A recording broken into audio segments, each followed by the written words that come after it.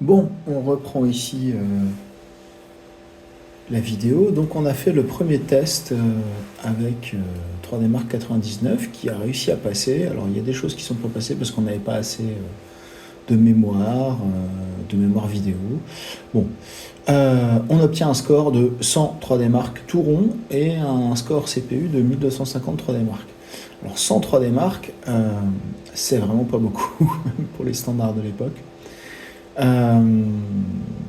Ici, il y a une capacité de faire du global compare, mais je pense qu'il faut être connecté à Internet. Donc ça va pas marcher. Hardware upgrade, pareil. Donc là, à l'époque, on avait la capacité de comparer sa machine à d'autres bécanes et voir un peu ce qui se passait.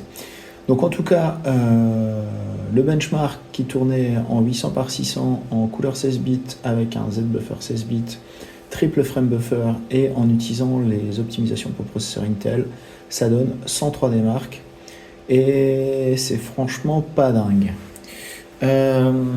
L'étape d'après, ça va être d'utiliser la mémoire vive supplémentaire.